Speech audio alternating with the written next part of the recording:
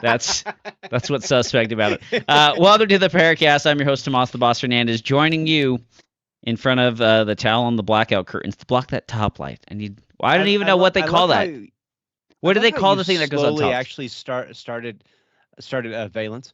I love how you slowly just like started to actually get more classy. It was originally it was this like cheap ass under the overpass tent, and now you actually introduced some color.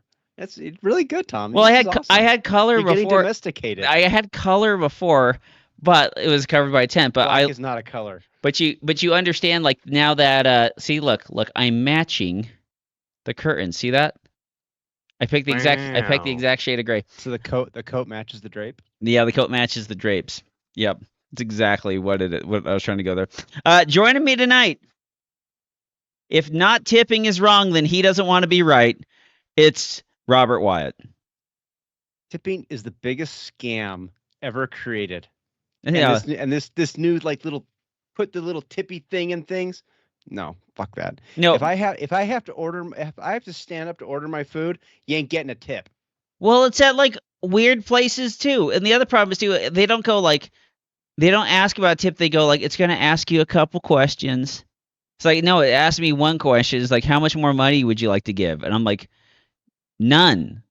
Like, Well, this what is always this gets me this is Costa is Vida, bitch. Like, none. you should tip at the end of a meal, because I would tip if you guys did a good service, or if the Yeah. food was exceptional, or blah blah blah blah blah. Typically, that's when you want to tip, is because that's when you actually have had experience with how they're doing as customer service, as opposed to tipping at the beginning of the meal. Kind of seems silly.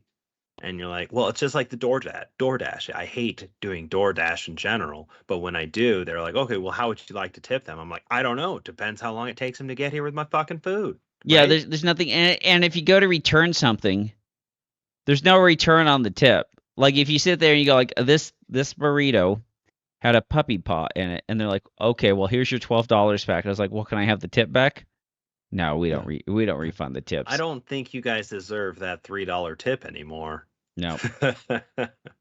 I would like to play. Look, I am very supportive that people go through and they get a gender studies degree at Columbia and they have a lot of expenses to pay off. But I'm not inclined to use like my money to pay Starbucks and give you guys an extra tip on that. Sorry.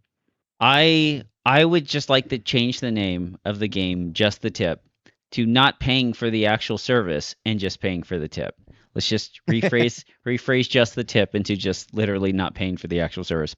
Also joining me tonight, he's living proof that no one thinks it's dog meat if it's well seasoned. It's Jared Stepp. Yep. That awkward silence is no further comment. That tomahawk steak, you're like, is that a tomahawk steak? You're like, that looks like a little dog leg shaped. It's actually a Great Dane. I'm saving money. You put enough pepper on there, nobody will know. $2.26 a pound. You can't beat it. You can't literally beat that dog, but you can chew on that bone. Anyways, I just got done. What is it? American Reloading had some primers on sale, and I was just like, they didn't. Shut the hell up. Well, they dude. had 100 and stop. They had 100. telling people. No. That. Stop telling people that, No. Thomas. They had 100 in stock. Seriously, stop telling people that. And when why? Because then they're gonna go and like take all of the good deals that I get. I only tell like very small amounts of people who that company is because I want the deals for myself. Don't go to American Reloading. Never do it. Yes. It's a scam. They're going to steal your money. It stole my money. I don't know what the heck to do. And so hopefully Robert needs more primers. They stole it for 10,000 primers worth. And so like I was like, it's like fine. I don't even have that many bullets to load, but like now I'm stocked up for a little bit, and so I'm kind of happy with that. And it was just like, oh, this is not an abusive amount of money. Like this is like I got ripped off at Cal Ranch in 2019. Like that's the price on these primers. It's like, all right, I like this is old school ripoff, new school deal. And so anyways, I went out there on Friday. And shot our Friday USPSA match, and I was like, all right, well, I want to go shoot my USP. And you I was went and shot a USP match and you shot sorry, your USPSA. USPSA match, and I shot my USPSA 9mm. And so I was just like, all right, and I was like looking at it, I was like, all right, I'll shoot production. And so I went out there and these things have 15-round mags, and I was like, all right, well, 15 rounds, baby. I will go shoot 15-round production and go shoot USPSA. And so I went out there, and I don't have an outside the waistband holster. I don't have an outside the waistband holster for the USP, but I don't have inside the waistband magazine pouches because the USP magazine. Did you Mexican carry this thing? Kind of, sort of. It was like a Mexican carry. Careful. Careful. That might be in the secret rule book. You might get DQ'd from the secret rule book. Yes. Yeah. Well, I used the ghost pouches. The ghost pouches fit them, but these are like just a hair too long to fit in like a Glock magazine pouch. And so like I have to like find some sort of magazine pouch for them. But the ghost pouches, once again, the ghost pouches coming to the rescue. Aren't fit they them. the best? They are phenomenal. So I just clipped those on my American Operator Gear belt and put this tucked in my shirt. Put this Mexican style kind of in a holster, and then just kind of used that and shot with that. And I literally like I had a good time. My first stage, this double action trigger on the USP, so it's like heavy and then it like stacks right before it breaks and then it fires. And I had the worst anticipation I have ever had out of my first shot. I bring it up, I draw, and I like push down and then click off the shot. And thankfully it was farther than 10 yards. It was like 12 yards away. And so I went alpha on the top target. I went out. No, the bottom is a double stack target. So I went Mike alpha, then another headshot. So I had 3 shots on the bottom target, and then the 1 shot in the alpha on the top target. And I was just like, well, that's neutralized. Just because the bottom shot, I think I was even aiming at the top target when I fired the first shot. I was just like, bam, and then like I shot a delta on the bottom target, and then fired a clean alpha. Shot pretty clean for the rest of the day, just a mic and a delta. But like, I was having so much fun shooting this little thing, and I was just like, it was so much easier for me to go back to shooting irons. Like a dot, I'm always like not thinking about it, but it's like, it's just a little bit different shooting a dot. And the irons, like I was just bringing it up and just stable and just shooting this thing, and it was just a fun time. My splits aren't there with it, and the drawing was a little weird with it. And I went to Wolf Gun Springs, and I got some like these are 16-pound mainsprings. I got some 12-pound mainsprings for it to kind of lighten up the double action a little bit.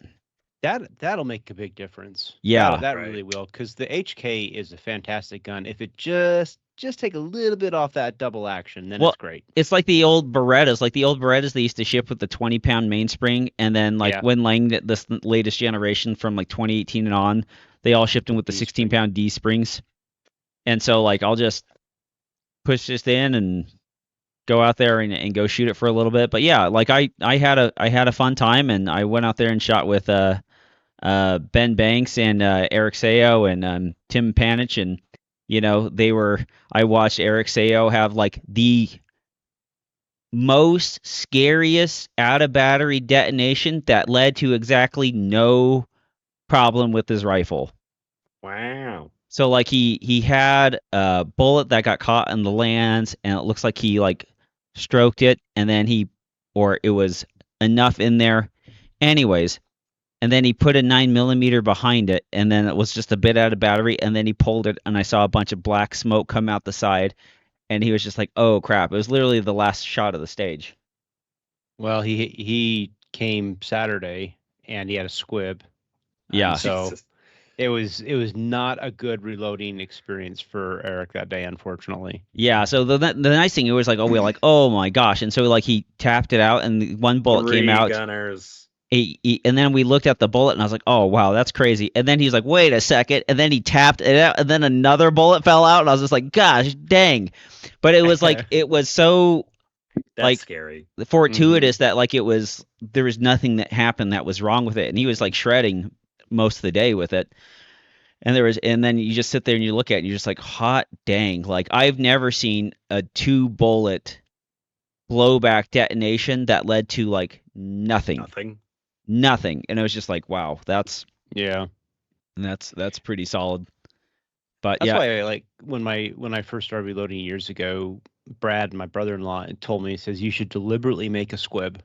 Like go actually load one, don't put any powder in, just primer a bullet, and then go shoot it. See what it sounds like. Get that idea in your head of like, this is what it sounds like when the gun doesn't do what the gun should have done. So you at least have something in the back of your head You that had that starts screaming instinctive just at you. screaming. Yeah.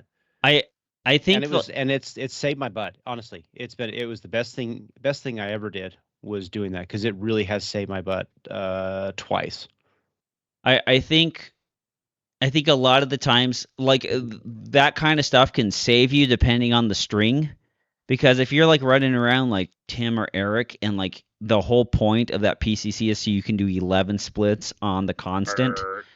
Right.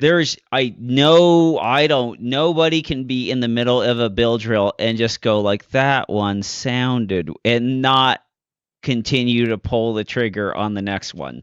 Right. And Yeah. So like if it's like the first shot, like you can kind of stop yourself, or if the target's farther away, you can kind of stop yourself. But if you're in the middle of a string, we've all had that instance where we're like, I need to stop oh no, I've already pressed the trigger again. Shit. Like we have it like when you're just, and this is like the predictive shooting, we have it and we see it and we can't. So it's like you literally like see the sight dragging across the no shoot, and you're like, don't do, like you fire one shot in the head box, and then like the sights dip a little bit low, and you're like, don't do.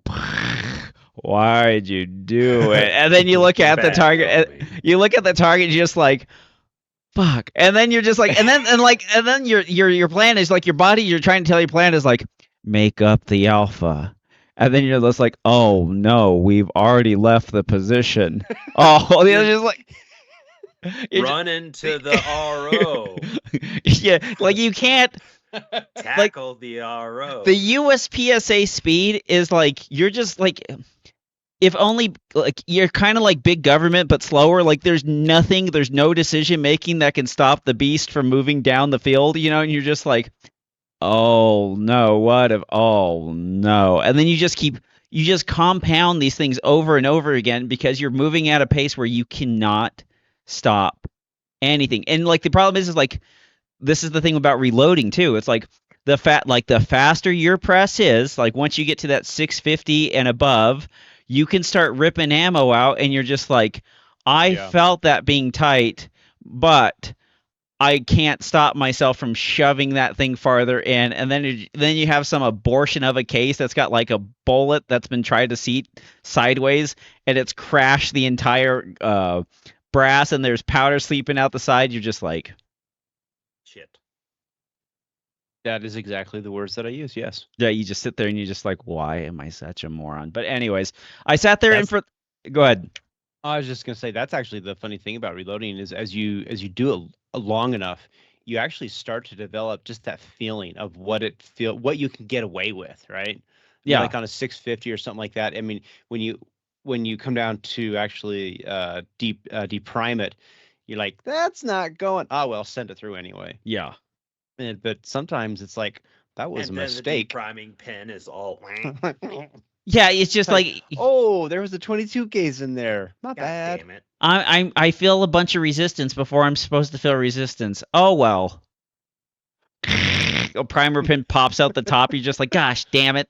I'd rather bend a priming pin than have it pop out the top, because then I gotta like unscrew 2 bolts and like set it in there and then like tighten it. I don't know. It's a pain in the ass. Anyways, I didn't do too bad in there. I think I put myself into there were some other things that went on with the stages, but I put myself in a division where a guy shot Ben Banks. He's a decent shooter, and he was shooting limited optics, and I put there, and I was like, okay, like I'm 0.1% behind him shooting prod 15 rounds. It's like, all right, like I felt pretty decent about that. And if I didn't have the most bitch ass flinch on a double action trigger for the first shot, like that cleans up the score quite a bit. So I was happy with it, and I was just like, you know what, I'm not in practice enough to go out there and feel like I want to compete in CO, and I do want to see people at the state match. So I'm thinking about signing up for the state match and just shooting it in prod, and just going out and shoot it and just have a good time with it. I'm mad that I missed both of the SLPSA matches this month with Oh. the freaking state match coming up, and I haven't been able to shoot just because work has been an absolute shit show, and it's going to continue to get worse. And next week's going to be a shit show, and the following week is a shit show, and it's like, That's why you just need crap. to temporarily call in dead, and it'll be fine. I mean that could work. You didn't miss much. You didn't miss much yesterday, though. Yeah, let's talk about Winmageddon. Yeah, it was. You know what? It started out. It was a beautiful day. It really was. I mean, Right, a lot of your pictures looked really nice. Yeah, and it was great. It was our. But the day was really fun. We got 5 stages done. There was one problem with it was the part-time stage that you guys shot, Tommy. They tore down the targets for some reason, and when they went and stapled up new ones, we come to find out that the stick hadn't been pressed all the way down into the stand, and so it angled just enough so that there was a target as you step in. If you step in and you look straight down range, there's the open target, and then there was one that was kind of peeking behind a barrel. Yeah. It was just enough off where the day before you could have seen the C zone, and you couldn't see it at all. And by then, the super squad had already shot it. Well, that was what the thought was. But Dave Moore and Dan Ward kind of talked about it, and they're like, okay, well, we can have them reshoot it. And so Dave runs over and he's just like, you guys need to come and reshoot it. And they're like, fine, whatever. And so we finished, we move on. We shot that 2404 classifier, which was stupid. I had a bad thrill of the bill drill. I had no sense. I had a magazine. Wait, what is it? Put it in the magazine and it fell out, and I went to go reshoot it. I just should have saved the ammo on the stupid thing. Those hit factors on those 24. We had a question about this, but like those 24, the new classifiers are freaking Jared, ridiculous. The thrill of the bill drill is a 3-string. The first string is you draw and you fire 6, so a bill drill. The second string is you draw, fire 3 shots, reload, and then 3 more shots. And then the third string is 3 reload, strong hand only 3. It's kind of lame. Now, okay, here's the thing that I'm gonna actually like. I'll tell you why it's not lame, real quick. Well, I'm going to tell you why it's not lame. The 24 series aren't lame as well. But one of the things, there's value in it just because a lot of those I can actually set up at an indoor match. Yes. That's cool.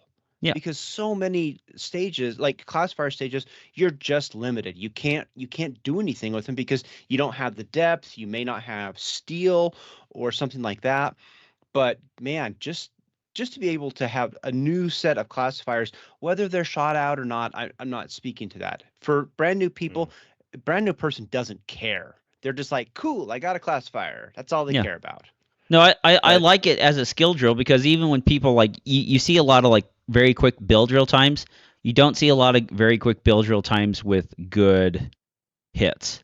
And so, like, being able to, like, do that, reload, come back with a grip, shoot that at 7 yards, do some strong hand shooting, like, I find that, I find it to be very, and, like, being able to set it up anywhere, like, that's a very valuable thing to have in the USPSA classification sets. Because they went to it's kind of weird because it's the last set that we got were, like, miniature courses of fire, miniature stages, 9 targets, a bunch of sticks, a few walls, and that these... Some secret rules. These ones shifted back kind of like into the very simplistic way of going out there and shooting them, but it's kind of what were the 2 guys who did like the bill drills at USPSA Nationals, and both Isaac Lockwood, Lockwood, and then Billy something, Billy Barton, yep.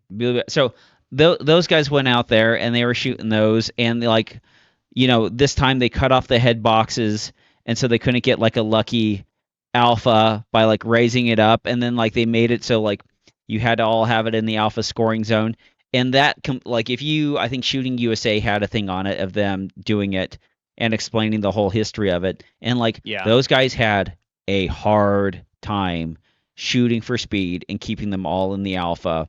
Like you could see, like you could physically see the differences in their approach and then on the times from what they were doing, like shooting like 126 bill drills when they were just hamming it. And then all of a sudden the bill drills went from like 178, 181s, because they're trying to sit there and keep it in there. So I think it's very great. And I brought my brass nut and I asked Dan, I was like, Dan, can I put my brass nut by the side of the classifier?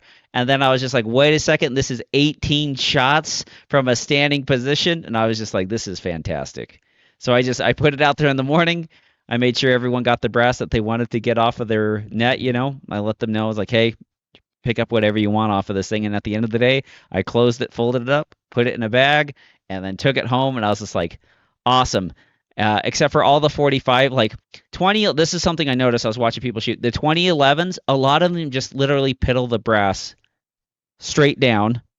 One of the guys who was shooting a Glock 34 with an EPS was literally ejecting the brass forward because the EPS was coming back, banging off of it. hitting the brass, and it was falling forward. I'm like, it's 6 inches to the right, bro. Like, just let's get it on the mat.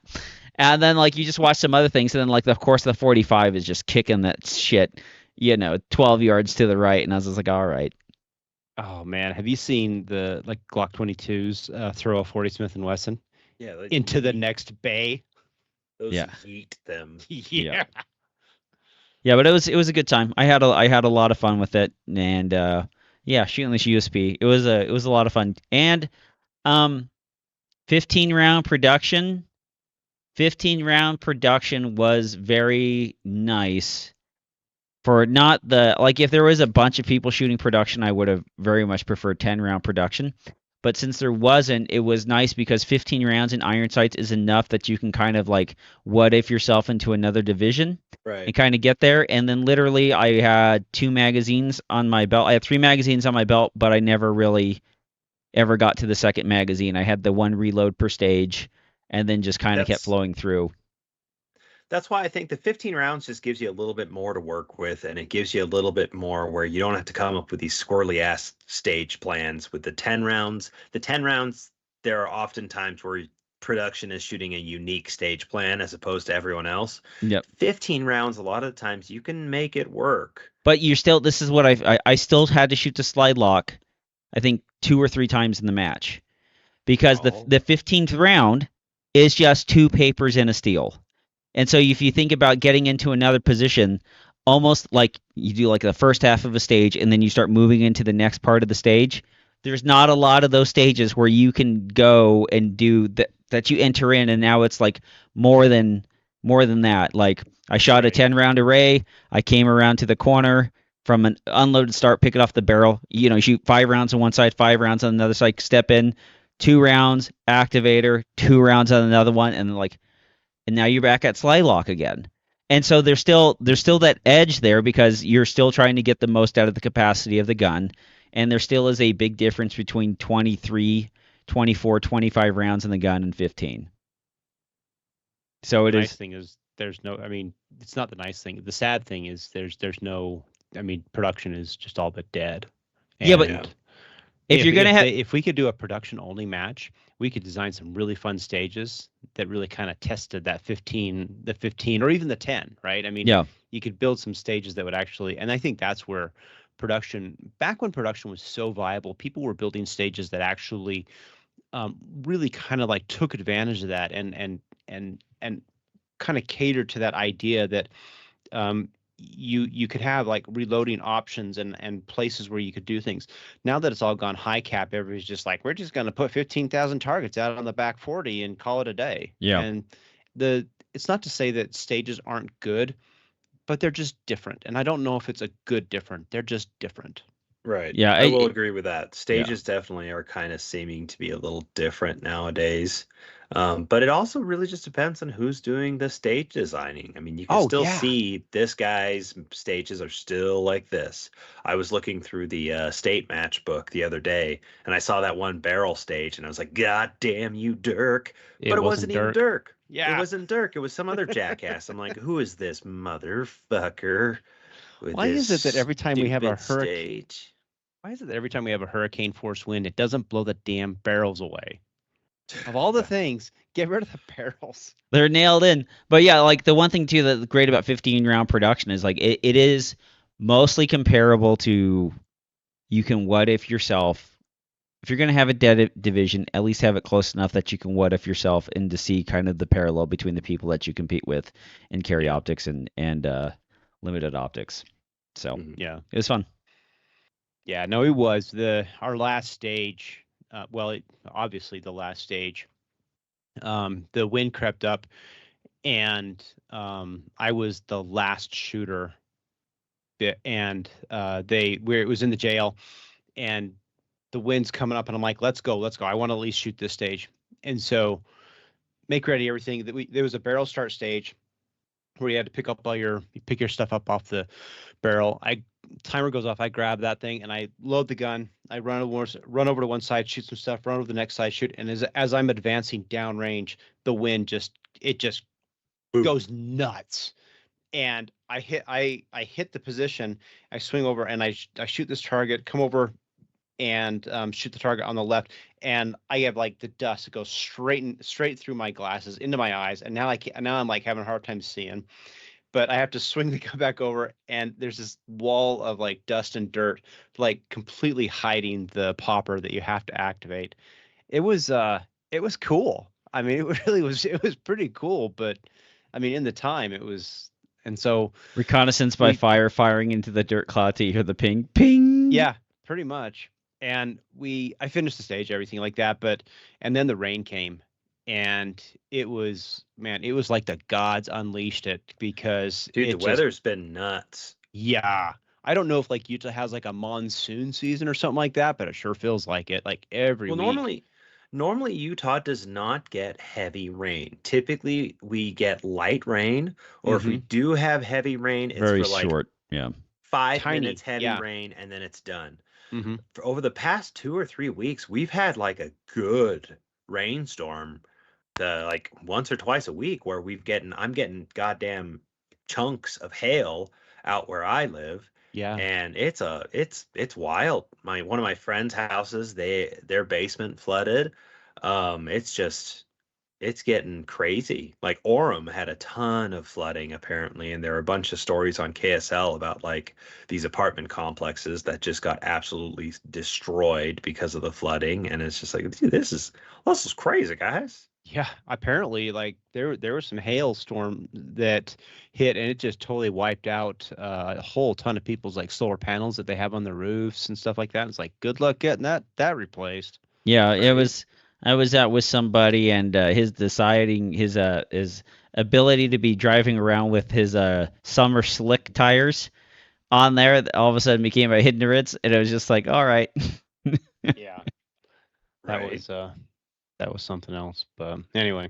Yeah. Well, so this whole week for me, I've been doing we have our shooting team at work, and so I've been doing shooting team tryouts where we had to create a stage.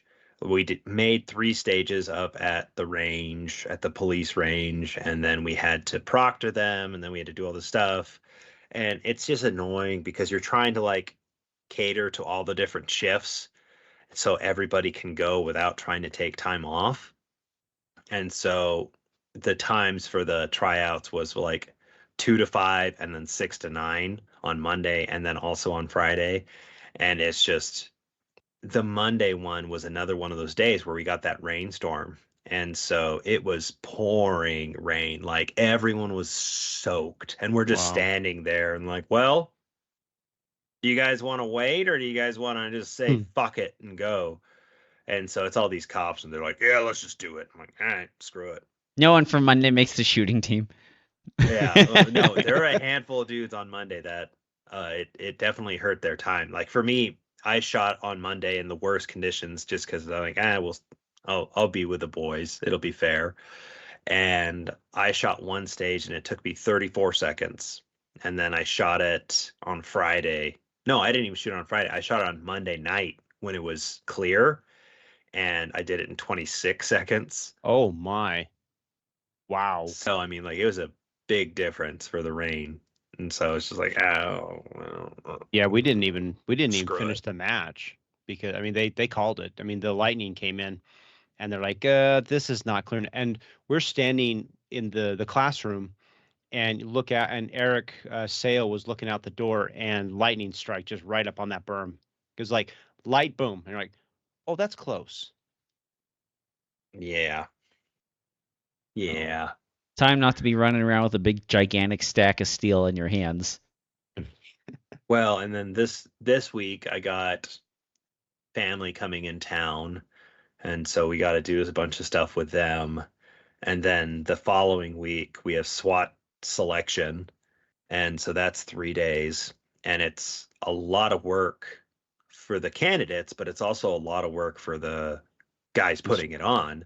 Right. Because if we're calling out, if we're telling them they got to be at the range at 4 a.m.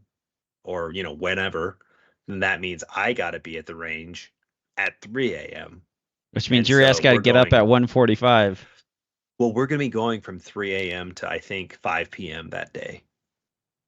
And then we're calling them out again at night. And so it's just like, fuck me. And Can so get you a job at UPS if you want. Yeah, so but it's just, I mean, it's just going to be a lot.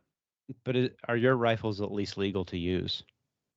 Probably not, because I was doing full auto burst with it, and so my rifles aren't legal. That's not on Troy's super secret list. So yeah, like I get to the range, and then I keep overhearing conversations about this whole PCC fiasco, and so let's hop in and talk about this thing. Yeah. So well, do you want to talk about how it started, Robert? Or well, yeah, let's do the whole story. Jared, you start because you're the one who sent it to me. Oh, okay. Well, so if any of you guys know, at our local club there is a manufacturer called Flux Defense, who they come out and they shoot a bunch of the matches as a way to T&E a bunch of their products. They've been working on this 365 submachine gun, essentially, where it is a conversion kit where you take the fire control unit out of the P365, the slide out of the 365, and then you can insert that into this new chassis that is like this actual nice machined chassis that actually is registered as an SBR. And so you can make a short barrel rifle that is a genuine PDW, personal defense weapon. It's very small, it's concealable. That's the whole premise of the thing. But Ben's been bringing him out, and Ben's been shooting his at matches for probably about a year now. I think so. And he's just been doing a bunch of T&E with it. He lets the other guys shoot it, try it out. I've shot it. They're actually really, really cool systems.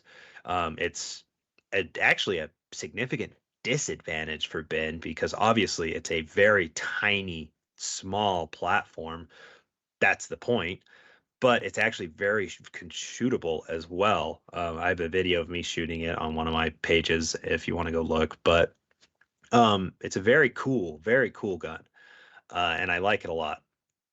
But apparently, somebody or someone or something happened where a question was sent into headquarters. He made master in PCC with it, correct? Right. He made master in PCC, and he's like at 92, 93%. He's almost a GM with it. Yeah. So, I mean, he's been working really hard, and like because that was one of his goals for his business, was to show that, no, guys, like, look, you can shoot this, and it's competitive, and it's a good shooting rifle, and there's nothing in the rule set that says you can't shoot it, because the rule set basically says for PCCs is, hey guys, have it be a real PCC. If it's one of these weird baby guns, you have to have SBR paperwork. It has to be an SBR or not, because we aren't going to do any of these weird ass brace pistol things. And so Ben has it as a SBR. He showed the SBR tax stamp to the RM and stuff, and they're like, cool, yeah, I don't see any problem. That's not violating any rules, because it's not. There's no rules that says he cannot shoot that, thus he can shoot it. That's how rules work. So yeah. Put a pin in that, because we're going to come back to that later. Back to that, apparently. Uh-huh. So Ben's been shooting that, and I don't know if somebody was mad about it at the club, or if one of the range masters or the match directors sent in a question because they weren't sure about it. But somehow word got back to the all-seeing eye of Troy McCanus, and he contacted Ben, or I don't know how that happened, He But contacted the local match director, range master, and basically said, what's going so on. Troy, who is that director of DNROI, who essentially he's DNROI is the ones who create the rules for USPSA, as I understand it. Yeah, director of National Range Officers Institute. He's basically the president of the range officers. So he contacts the local range and says, "Hey, now you can't be having this. You can't be shooting this gun because that's not allowed." And Ben sends him this email, sends him his SBR paperwork. He says, "How can I not shoot this? This is a SBR. There are no rules that I see in the rule book that say I can't shoot this." Mm-hmm. And then Troy responds and basically says, "Well, I already made a ruling about these stupid chassis guns. I said you can't use the Roni, so you can't use this." And obviously Ben was very fucked off about the whole situation. So Ben started posting around on social media saying, "Hey, what the fuck?"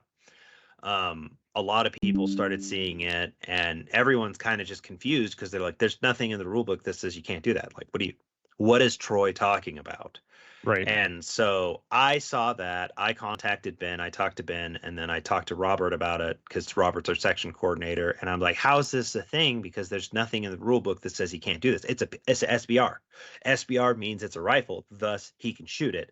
Like that's how the rules work. I don't understand what this bullshit is." And so I passed the detective magnifying glass over to Robert to go do some investigations, and that's where we're at now. Yeah, and so I got in touch with Ben, and I saw the screenshot that you had sent me that Ben had ended up posting on the social medias, and Troy was using in the USPSA rule book, he was using 5.1.10, which says that handguns cannot have a stock attached to it, as the reason why the Flux Raider could not be allowed. The problem with that is he's using the wrong rule, because the Flux Raider is not a handgun by any Right. metric. Yep. It's And an when SBR. it's a short barrel rifle, and when this was brought to Troy's attention, he said, "I don't actually care what the ATF says. I'm not going to allow it." And in saying that he's not going to allow based on other firearms that he's not allowed. And it's like, well, where's that list? Well, it doesn't exist. Yeah. And now we have a problem, because as USPSA members, we are governed by two functional rule sets: the USPSA rulebook and then the NROI rulings that you find on the webpage. And if they don't exist in one of those two locations, then functionally that rule doesn't exist. The problem is that Troy has this list that he's got that nobody else does.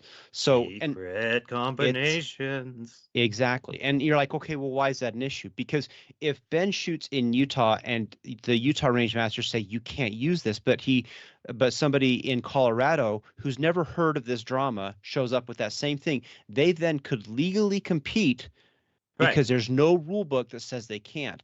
And when pressed on it, the challenge that they run into is they keep coming back to this 5.1.10, but the 5.1.10 does not, it is the wrong application That's of the for rule. a firearm, a handgun being Is a put into a handgun. chassis system, not a fire control unit. It is the fire control unit is basically if an AR-15 like one piece trigger system, like you bought a trigger system from Timney or something else like that, and like you could put that into like a different rifle, and like that's the fire control unit that would be moving around. And so it is a completely different thing to be moving in there, and because that whole brace that it sits in, that is the firearm. No. Well, the trigger system is the firearm that goes into there. The trigger is the firearm, and that's the challenge. That's the challenge that Troy is not really, because what he's saying, he doesn't want somebody to basically take a handgun and put a stock on it and then call it a rifle, even though legally you can. The problem is that the FCU on a SIG, the fire control unit, it's that trigger, that little Yep. housing thing, that is the actual firearm. When you turn that into a short barrel rifle, that now becomes a short barrel rifle. Yep. Right. It's not It the is a barrel. rifle. Yeah, it is now a rifle by all metrics. And in D8, which is the PCC Appendix D8, which is the PCC the rule section. It says handgun to carbine conversions are legal. If it is a short barrel rifle, it is legal. This Flux Raider in the short barrel configuration, it complies with every single rule that is published on in the rule book or on the website, except for in Troy's super secret Squirrel Club.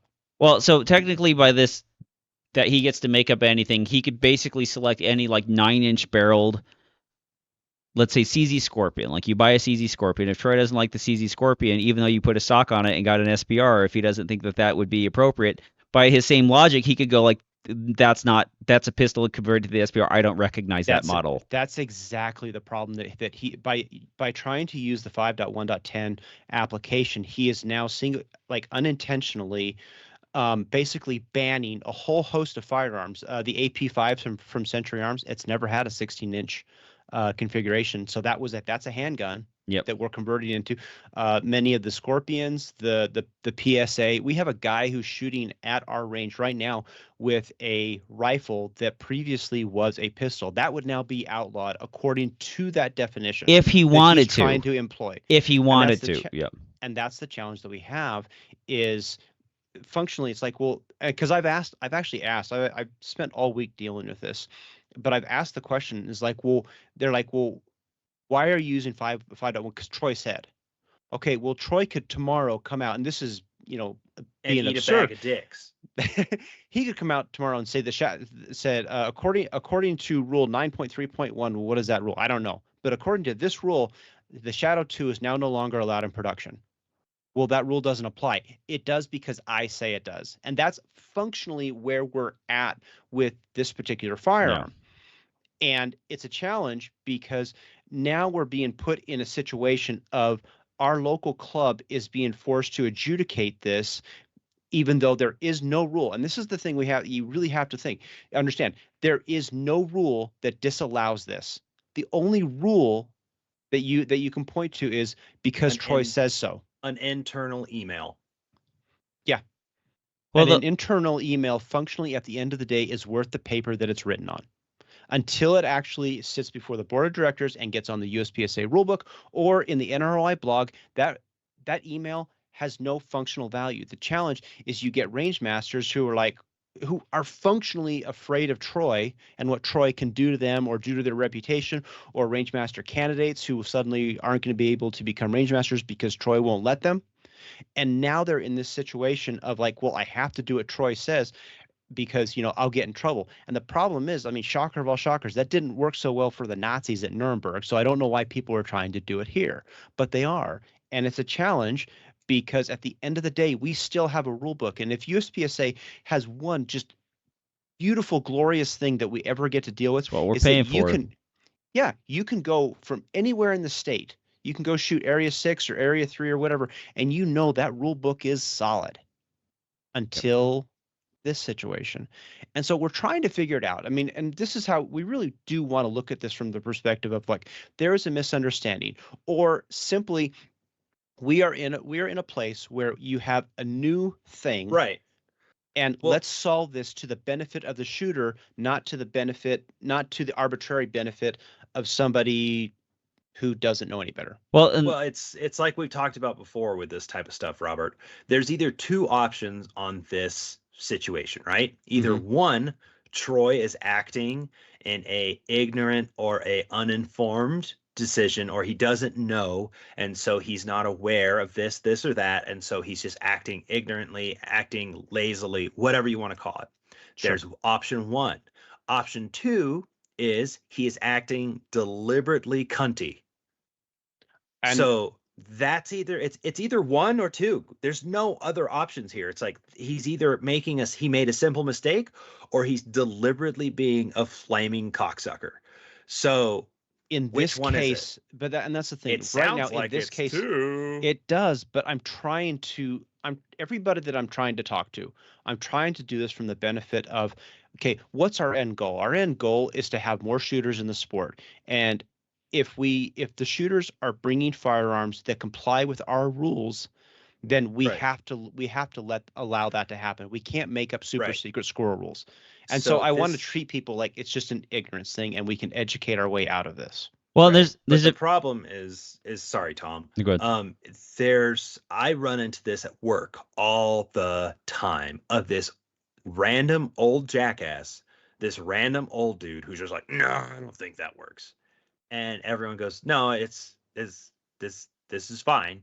This is in policy. And then the one guy says, no, it's not.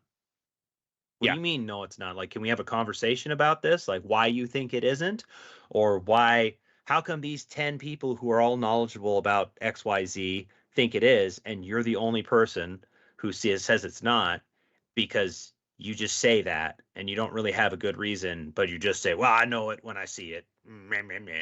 It's Yeah. not. And this screams the same situation.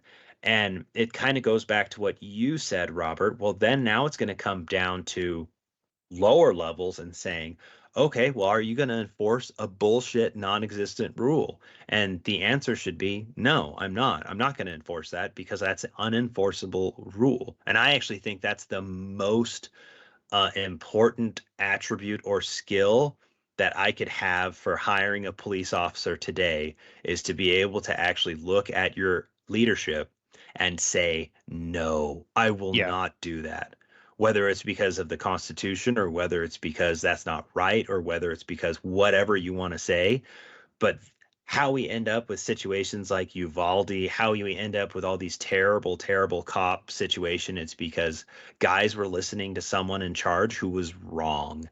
And we need to be able to say and look at ourselves and be like, is this right? Is this correct? Yep. Consequences be damned. If this is wrong, I'm not going to do it. I couldn't say it any better. Yeah, I completely agree. Yeah, it's the the not going along to kind of get along with things that you know are just not right. And that's Yeah. there's there is a couple things that I heard about, like some of like the classification stuff like that, and it's just like, obviously, if it's going to be a legal weapon in PCC, then like it can't start from appendix. Like if the start position is stock on belt or whatever like that, then the person would have to start stock on belt and all that stuff. The other thing I thought was interesting too is like the magazine coupling or reloading off of the reloading off of the gun, and that is something like if people do end up competing with these fluxes, is that the rule book might end up having to be changed, or in the meantime they won't be able to reload from their secondary magazine position on the gun. Well, Well, I and don't we think he has been. No, I know. he I'm just hasn't. And I'm we've just saying what actually they have, had- like the P365, like the P320 versions, is like if this starts to happen, like there's going to have to be some other like actual real rules written down to proceed forward with these things, and there's no reason why these things should not be in USPSA. Right. And that's the thing. At the end of the day, we have something new on the market. So let's, instead of sitting there saying, well, I don't like it because I didn't like it forever, let's say, okay, well, does this change the game mechanic? It's Ben Berry made that statement, like, and I really like that. Does this change the game mechanic? Okay, well, does this change PCC for the negative? No. I mean that's an observable thing. If anything, it's a disadvantage to the shooter, and it'll never be a JP rifle. So okay, so that's good. So is it hurting it? Well, no, I don't think so. Has he complied with every rule that he's known about? Yes. Yeah. So then if that's the case, then we as an organization shouldn't be trying to take that away from him. Correct. Like, period. The only thing that can happen is if my big concern is that you get a board of directors who are, and I'm going to use the word ignorant. I always have to kind of hedge my bet. They are ignorant. They just don't know. It's not because they're stupid or anything like that. A board of directors that are ignorant to short barrel rifle laws, they don't know PCCs, and what I worry that's going to happen, and then you're going to have this situation where a rule gets pushed through, only for a year or two later it to destroy the division, and then the board of directors are like, well, yeah, shit, we didn't actually think about that. That was production. Well, They destroyed production in the week because you had people who didn't know about the game, about the game mechanic of production, and they destroyed it not because they were bad people, but because they let somebody who had this appeal of authority tell them something that they're just like, that makes sense. And nobody smart could push back on that. I promise you, if Ben Barry was on the board of directors when that thing came through, you wouldn't have seen all those changes. It never would have happened. Yep. Well, and that's the challenge. well, with dots and everything, it's going to go the way of the dinosaur anyway. But I would say I have one solution that would definitely get all this solved, and is that the people, the kind people Repeal the NFA. The kind people at Flux are talking to the wrong person at USPSA, and who they should be talking to is Jake Martins.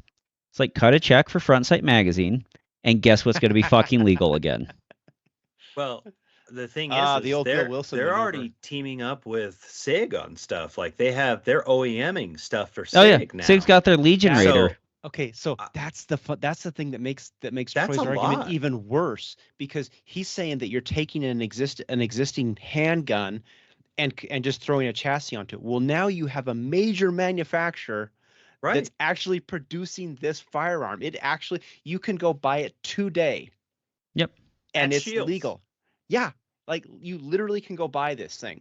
And in the same way that you would convert an MP5 or the SIG Scorpion or the CZ Scorpion, in the same way that you would convert that, you could convert this SIG Flux Raider to become a short barrel rifle, and it by his own ruling would be legal, unless we have some other ruling that we're not told about. Well, And honestly, if there is this super secret thing, that should be public, because everybody wants to have a level playing field when we shoot. We want to Rules- know that we're all fair. Yeah, rules can't be secret. Yeah. Nope. Rules Yeah. can't be secret, and you can't just be like, "Oh, what's this behind your ear? Oh, Yeah. it's a DQ." Ha, ha, ha, ha, ha. Well, It's a fight in the light. And That's the thing. Well, Fight in the light. That was the thing that frustrated me so badly, was like one of the emails that Ben had kind of sent me was basically saying that all of his scores should be vacated, all of his classifier scores. And it's like, wait a minute, this was never illegal until you suddenly decided that it was illegal, and you're going to take away this guy's hard-earned classifiers? yeah. That's like, I mean, I can understand saying, hey, we're not going to allow this gun in this division or something like that. Remember, But if somebody's being legal and they're doing things legally, for you to come back and take away everything that they've worked so hard for, wow, that'd be bad. remember what I said, Robert? Yeah, It's tell either me. ignorant Yeah, or yeah, it's yeah. cunty. In that case, it's cunty. It's 100% cunty. It's Straight up. it's the Adam Carolla smell test of all smell tests, stupid or liar. Yeah. And this is Yeah. what like Of all the things that really pissed me off when he showed me that, I was legitimately, I was really pissed. Yeah, like you don't take that away from somebody. You don't strip someone's Right. classification. Like it. The other problem too is like everyone that's in that position knows mechanically and how shooting works, in that like nothing like this is like a game changer. And you can look at it like I've shot the Flux right next to my MP5, and it's just like Right. the Flux is a disadvantage. Yeah. The Flux, 100%. the Flux is a disadvantage. It is perfectly legal. It qualifies as an SPR. It is very short. It has a lot of recoil because it has that reciprocating slide. You don't have the pull is so short it's like almost uncomfortable in a way, but like it's a very concealable weapon and you can pull it out and deploy it and use it. But it's a disadvantage. And to be like, you're causing trouble now, so now I'm also going to try to remove your master classification from you. It's just like. Yeah, one of the things that they're talking about is like, well, the Flux Raider, it runs on a slide and it's not a bolt. It's like, well, what's the difference between a bolt and a slide? According to the ATF, there is no difference. It's the same thing. I mean, the slide has the bolt built into it. It's a moving bolt, and the only difference between like a bolt inside of an AR9 is you can't see it. So if SIG came through and they encapsulated that slide, well, cool. Now our bolt is encapsulated, and now it's a bolt. It's not a slide. There's no functional difference legally or anything. And for Troy to sit there and tell in emails that I don't care what the ATF says, it's like, gosh darn it, guys, we're just doubling down here. Here's a question, Robert. Yeah. Is anyone in the org Does anyone in the org agree with Troy on this that you've seen? So I've had a lot of conversations. I've tried again. Because I know you talked I to have our area director. yeah, I imagine you talked to Emin. I have tried to talk to everybody that I could get my hands on, and I've tried to approach this as this is a problem we can solve, as opposed to I hate X, Y, or Z. I really am trying that, but I've talked to our area director, and he has reached out to Troy, and Troy gave him some information, and then he responded back. He actually called me back up, our area director, and said, "This is Troy's concern. This is why he thinks this way, and it makes sense." And I was like, "Well, okay. However, have you considered the fact that SIG is selling this? Have you considered that by using this application of the rule, it would deny all these other firearms?" And it's kind of like, okay, there's clearly some more conversations that need to be had. And I've talked to some other area directors, and their position is like, this is a rifle. And others have said, hey, there's a shortcoming in the rule that we need to figure out. And so I'm happy that at least that people are receptive to this idea that, like, maybe Troy just wrote a bad email and the email didn't come through. Honestly, some people are just bad emailers. Their emails just come across all shitty. But when you talk to them in person, they're like, oh, okay, that sort of makes sense. But I'm trying again. I'm trying to give everybody the benefit. The number one thing you would hope out of officiators and people who make rules would be something called impartiality. And the one thing that has been kind of a reoccurring theme with Troy over the past, if you will,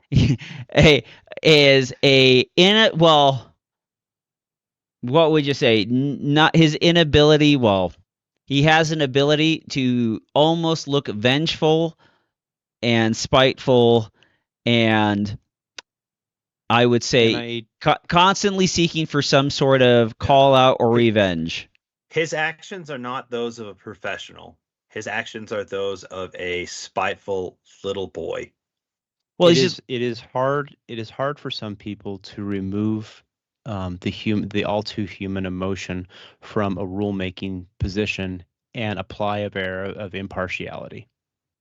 But it's just wild to me that this is even a problem, that this is even a question. Like, there's not. Yeah. This is just, it's absurd that he just goes, I'm going to decide that this is bad.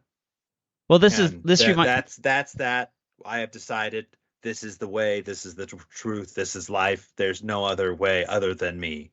And you're just like, oh, that's bold strategy, Cotton. Let's see how that worked out for you. This reminds me of the old, like, Taron Butler kind of story. I think it was like an area match or something like that, where he shot limited one day and then showed up the next day and shot his Glock 22 in open, and won open with his Glock 22 or Glock 35 with the irons, And then everyone was just like, well, this isn't an open gun.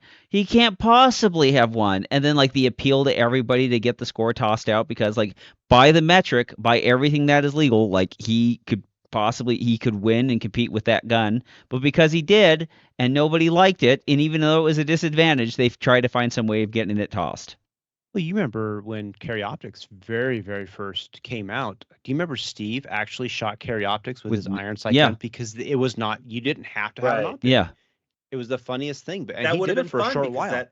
You could actually compete it hadn't had essentially a limited minor gun in Carry Optics, and it would have been a lot of fun. I actually think that would have been a good place for him.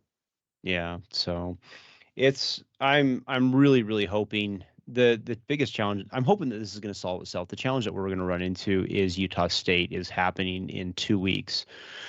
And I don't know what Ben's going to do.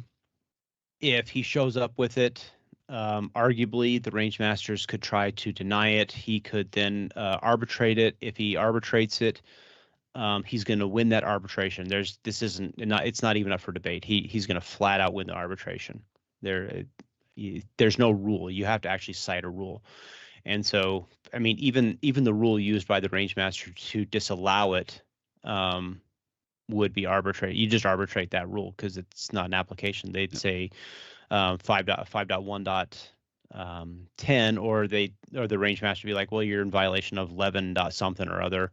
Basically, that the match official can tell you to do something, and they'd win, and then it would get kicked up, and ultimately it get deal with the you want at the end of the day. Gosh, Ben built a really great product, and I think that product is a fantastic item.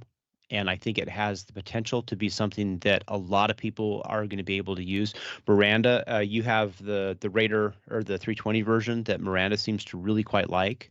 Right. It is a perfect gun for someone with lower upper torso strength. Yeah, I honestly am. That's actually I keep thinking I'm going to go get, because I bought one originally and then I never did anything with it, so I just sold it. But I keep thinking I want to go back because I like what you did there.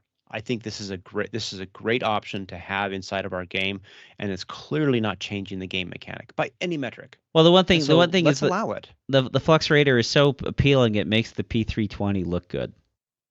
That's the power of that device. Anyway, this lengthy section has been sponsored by Flux Defense. Head on over there, and you can't buy the shit because it's never in stock. But you can go look, check them out. Flux Defense. Also, take the P320 that's hanging off of your Dominate Defense belt because you're putting it in a Raider chassis, but you're still gonna look fly as hell. With your Dominate Defense belt, use promo code PARA10 and save 10% off Dominate Defense and American Operator Gear products. Also, check out Rune Tactical. Get a +1 in your gun. Get that extra round and springs for your pistol to make your 23-round magazine a 24-round magazine. And people like me, they're 22-round magazines into 23-round magazines because that's just how I roll. Use the same promo code PARA10, save 10%, and also check out W74 guide rods, where you can get some more weight in your gun, tungsten batteries, tungsten guide rods, springs, and kits. Check them out, W74. You can use the same promo code there. Telegram, we're going to blitz some of these questions, so head on over to Telegram, download the app, send videos and messages to your friends, and then also look up the PARAcast while you're there. All right, from Nate Osborne. We often talk about having a match gun and a practice gun. Robert has a number of Shadow 2s. I have a number of my chosen semi-auto pistol. What is the role each duplicate as you acquire more of the same gun? Do you prioritize a certain number of mags or spare parts before getting more of the same gun? What is your thought process for having a robust system for your gun, spare parts, and mags? I have more than one Shadow 2 because, if I'm really honest, I need two. I just have really, really, really bad impulse control. And if I see something, I buy it, and then I later regret it, but I already got it, so I'm going to keep it. If you want to know the absolute honest to God answer, that is it. I'm so proud of you for saying that, Robert, because that's what I was going to say, because I'm like, the honest truth is we're just coming up with excuses to have more guns, motherfuckers. Like, you just want more guns, more good. It's like I don't need justifying it to yourself is justifying it to yourself and your wife. Like that's really it. If you really wanted to, like, you would go and because Bretta used to sell like these spare parts, but like you would buy a gun, you'd buy the spare parts bin, and then you'd buy like 10 magazines. And like that would get you through anything, because anything that happens on a stage or in the middle of a gunfight or they're in the middle of a stage, like that is something that's going to be fixed by a bench and roll pin punches. Like there's no grabbing the second gun that's allowed in USPSA. If you're at a gunfight, like that's a reason to have a second gun. Once you get past that point, the whole reason for collecting other guns, like here's a USP. I want a 5-inch model because I might need a 5-inch model. I'm going to get the compact model because I'm going to get a compact model. Well, then there's this one, and then that's a second backup to the regular size model now. And then like all it is excuses for the next one. But generally, like it's like what people would do with the Glock. It's like you buy the 19, then you buy the 34, then you buy the 17, then you buy the 26. Yeah, if you're traveling to matches, having a second gun really is kind of a thing. Yes, a backup. Yep. You just have to, but otherwise, it is what I said. I just have terrible impulse control, and if you're traveling, Shadow 2s are cheap. There's an argument for it because honestly, like the travel, the airport, the plane, the hotels, the car, all that extra stuff, that's actually probably going to cost more than your second gun. Yeah. And most people, it's not that to have a second gun if you're going to majors to nationals, etc., yeah, sure, it makes sense to have one just in case something goes squirrely and you just want to have them set up the exact same way. If it was me, if I had the two exact same guns, I would shoot this gun for maybe a month or two, then I'd shoot this gun for a month or two. I wouldn't keep one hidden in reserve. I would just use them both actively and replace the springs at the beginning of each season actively. I just don't. I have a gun now that I have retired, my old Warwick Tactical. That gun is essentially retired, and it is my backup to the Voodoo Priest now. And so now the Voodoo Priest is going to be my primary competition gun with the Warwick in the backup zone. Yeah. Will I ever use it? Probably not. And the backup gun argument really kind of applies to the fact that the more on the ragged edge that you modify your handgun for performance, that is where the backup gun comes into play. Because essentially, like if you have like a Cajun gun worked out, Shadow 2, and you're running like light trigger return springs and light stuff like that, you're going to have one that has those same spring kits, but it has been put on a shelf and it's going to shoot a major match so that you are at the top end of that thing's reliability, or like before like a trigger return spring breaks or something like that. Because the gun that you sat there and shot 30,000 rounds on and haven't changed the springs, like that's not the gun that you want to take. But if you have a pistol, like if you take a stock Glock 17 and that's what you're sitting there shooting, is the likelihood that you're going to need a second Glock 17? Probably not. And if you do need one, it'll most likely be something for like the optic or something like that if the optic goes out and then you have a gun that's already pre-zeroed. The more complex the weapons get, the more in need of a backup that you kind of you're more in need of a backup then.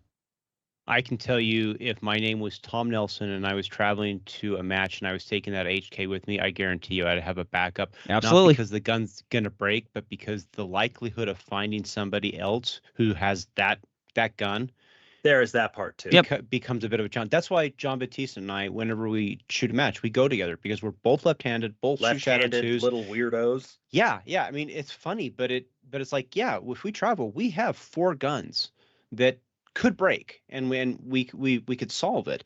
There's an advantage to having a common firearm. Okay, like especially being left-handed, where you have just those little bit more uniquenesses that create problems. 3% of people's matches are saved just because somebody brought twice as much ammo. Yeah. Like the more prepared, like the more redundancy you have and the ability to kind of haul that stuff around, and travel with that stuff, like the more usefulness you are, because you're not going to probably be the one that runs into the problem, but somebody else is. And like redundancy in ammo, like you bring twice the amount of the ammo, you bring twice the amount of the water you want to have, and then like you can bring twice the guns. All right, from Itzik, according to Israel law, if you could only get one handgun for self-defense in sport shooting, what would you go for? A Glock 34 or a Bull SAS EDC? The full size Bull, I would say the Glock full 17. If you had to pick one like a Glock 17, Glock, honestly, you could make an argument for something for the same reason about the backup guns, right? Yep. I mean, for the same exact reason, I'd get a Glock because it's just solid. The Bull would let you play in like some other divisions, but every division that you can play with the Bull, you can play even more divisions with the Glock. Well, and every single match you go to, there will be someone there, and they will have Glock mags. They will have a Glock. They will have all of those things there. Having said that, that Bull gun's kind of nice, but oh yeah, that thing's to like answer the question. I mean, I'd get the Glock. I'd just get the Glock. From Eric Mealander, should the shooter's strong hand dominance, right hand versus left hand, significantly impact stage planning regarding start placement and direction to reduce or omit chances of breaking the 180 rule? Andy Erickson had by far the best answer to this, and Andy's right now, he's actually at a Metallica concert with his son, which is kind of cool. But he said, only if you're right-handed should you worry. Lefties, as Robert will agree with me, are used to getting fucked by every stage design and 180 traps, so we are good at it. There's a lot of truth to that. If the stage advantage is to move in a certain direction, everyone will move to that certain direction. That has to move in that certain direction if it's right to left or left to right, regardless of hand size. But if the stage is mirrored, then your hand dominance in the way you retreat Some ways are easier to retreat without breaking the 180 than others. Those are the things that you should do. Like as a right-handed shooter, I like retreating to my if I have to retreat to my back left because I can keep the gun. It's much easier to keep the gun pointed down range as I turn to the outside and start retreating back to the left. Because he's used to Naruto running like that. Do do do do do do do do do, almost catching flight. I think the thing that makes me being a left-handed, the advantage I have as left-handed is because we are screwed so many times that we just had to learn how to run against ourselves. And I think right-handers should. I think no matter what you are, left hand or right hand, I think you should learn how to navigate a stage in an efficient and safe manner that it doesn't matter, so that you never show up to a stage and be like, "Oh man, I'm in trouble because this is going to hurt me as a righty or a lefty." Just learn. And that's what you're going to do. And you'll find that, I mean, heck, if people took that if they took that drill that I made forever ago that I gave out at my new shooting range, if they took that and they just practiced that a handful of times, they would be, then the stage dominance would never matter. And it shouldn't matter. You just need to get more time and practice. Yeah, the answer is it shouldn't matter. Yeah. From Jeremy Fitzpatrick, what's the best area in the organization and why is it Area 6? That's a good question. Area 6 is pretty cool. Area 6 is a great division. But I like this is why you travel. What states are Area 6? Let's see, Florida, the Carolinas, gosh darn it, I'm not smart about where it all ends, but it's kind of the lower Southeast. East Coast. Southeast coast in that area, Georgia, Atlanta, deep south, huh? Yeah, do that place. Basically, everywhere the sound of the deep south. everywhere that like you could the Appalachians. Is that it? Shit! I think that's where the. Oh, who knows? They got moonshine in their car. You know it's a good place. That's probably true. Clean teeth. Area 6 is a great place to shoot. I love Area 3. I loved Sherwin's match. I like Area 1. The Area 6 on the Facebook page, that's the best. I mean, they straight up Florida man that thing, and so that's pretty cool. Let's see. Last question from Dred Scott. What are the best places to learn some USPSA fundamentals? Are the books useful or just use free YouTube content? What are the forums or classes? My work schedule makes attending matches difficult and have done competitions for a few years, just no USPSA or IDPA. Books, YouTube. Yep. Yeah. And then use those books and those YouTube and then go to a real class offered by a good USPSA shooter.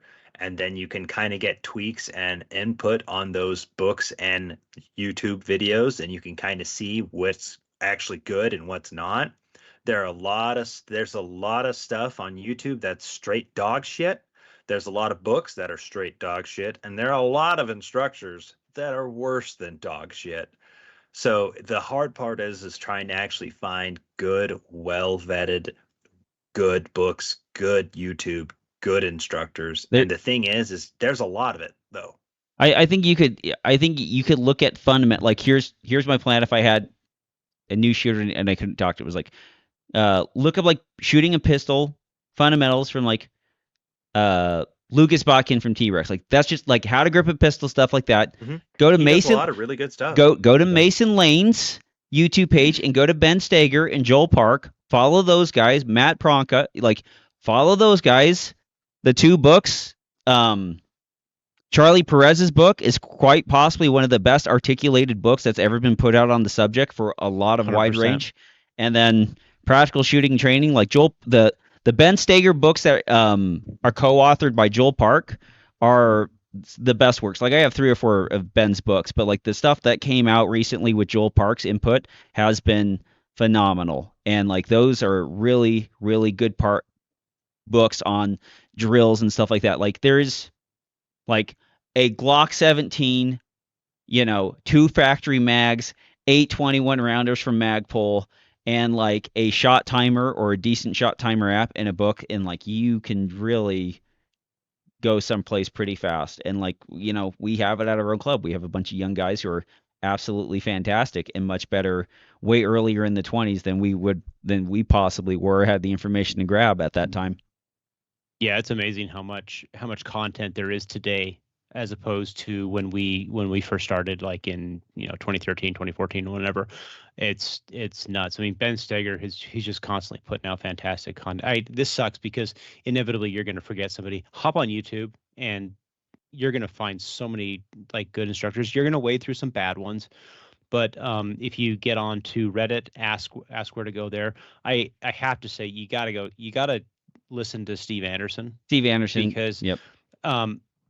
You can get the fundamentals squared away pretty quick. I mean, the general fundamentals, and then you're just refining. Everything we do is just refining the fundamentals. But the actual mental aspect of what we do, it really is a big deal. Yep. And it's important to kind of understand that. So Steve Anderson is fantastic in that regard. Jared's right though. There's a ton of great instructors, but there's also some dog shit ones. Yeah, there's people that you would never like. I like Mason Lane's YouTube page and like how he goes through and how he explains things and how he's talking, and like that is a channel you will never find unless you know who Mason Lane is at the beginning. You just like, it sucks that he shoots a 320, but no one's perfect. So yeah, and then honestly, whatever you do, I mean, don't. Ben Steger is fantastic content, but he's not God. And if Ben Steger's way doesn't work for you, that's okay. Somebody else's might. So just keep looking. Yep. Because there's everybody has their way. Ben Steger's good because he's a great instructor and he breaks concepts down. Yep. And so just be willing to take a look. That's all we got. All right. Well, thanks for listening, downloading, subscribing, and thanks for all that you guys do for us. Remember, Patreon, pay a $1 a month, get a longer version of the show, all that jazz, and support us, for doing this show for 422 episodes or whatever like that, all the time. When you cut us that $1 a month, I want you guys to think about all the shooting stows on your feed that are dead, and all we are is the cockroach that keeps swimming along. That's it. The $1 cockroach. There's a sinking ship. Come on, buddy. Just give me the $1. I'll do whatever you want. Imagine Noah's Ark and everything is dead. There's a dead elephant drowned at the bottom of it. There's tigers that you're like, wow, I remember that tiger show. That was a great show. And then there's this little cockroach who's at the top of it, just treading water. That's the PARAcast, the little tugboat. So anyway, for Robert Wyatt, Jared Stephon, Tom Nelson, bidding you peace, love, and soul as we depart into the open waters of the sea of life on a little tugboat, cockroach, if you will, called the PARAcast. Good night, everybody. Doot doot.